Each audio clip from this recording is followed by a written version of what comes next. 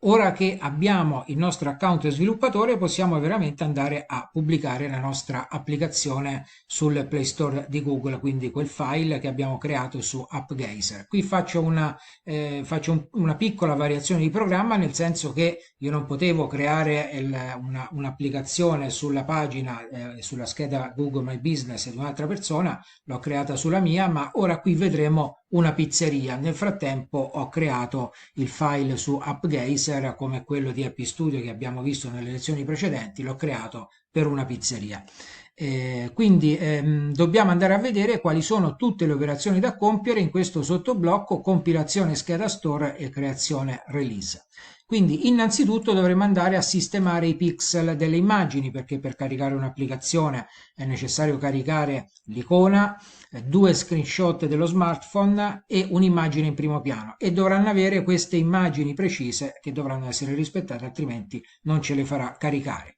Poi andremo a fare il login al nostro account sviluppatore che abbiamo appena creato, poi andremo a riempire le sezioni della scheda dello store. Quindi ora non sto ad aprire tutte queste diapositive, che comunque tu potrai consultare nel momento in cui andrai a realizzare la tua applicazione o semplicemente per esercitarti in questo corso, e poi andremo a creare la release di pubblicazione, anche qui con 3 passaggi.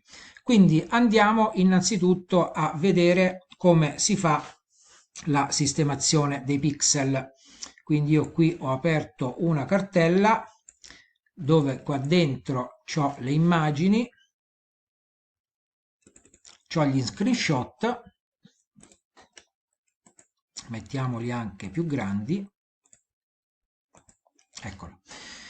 Ho preso tutte queste immagini, quindi ho preso questa immagine, semplicemente l'ho creata con PowerPoint, quindi vediamo anche qui come si fa, molto molto semplice. Apro un file di PowerPoint e l'abbiamo già visto quando ho creato l'immagine di Happy Studio.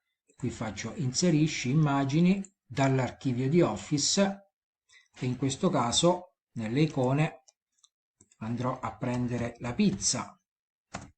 Prendo la pizza, la inserisco, ci faccio l'immagine come ho fatto precedentemente, anche in questo caso ottengo la mia immagine. Quindi torniamo nella cartella, cancelliamo questo file di PowerPoint che non ci serve.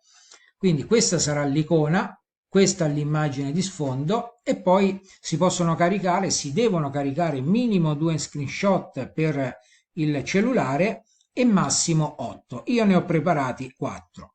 E questo è il file che ho realizzato da AppGeyser, questa volta sulla pizzeria, da caricare appunto sul Play Store di Google.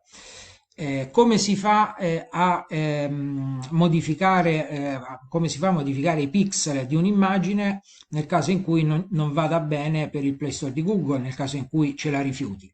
Io clicco con il tasto destro del mouse sull'immagine, apri con Paint, che c'è di default nel sistema Windows, e quindi vado a cliccare su questa icona qui, ridimensionamento, vado a scegliere pixel, metto la spunta qui, tolgo le proporzioni perché altrimenti le regola lui automaticamente, invece io ci voglio mettere dei valori esatti, e andrò a scrivere quanto deve essere larga e quanto deve essere alta la mia immagine in base alle indicazioni di Google Play Store, che sono riportate ovviamente sotto i campi dove si devono inserire le immagini, che sono riportate anche nelle mie diapositive.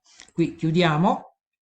Quindi questa è la prima cosa da fare per andare per non perdere tempo nel momento in cui si va poi a caricare, si vanno a caricare le immagini, per apri, chiudi le finestre, fai l'immagine, riduci i pixel. È una cosa che si sistema, che io consiglio di sistemare subito all'inizio, per poi procedere molto rapidamente.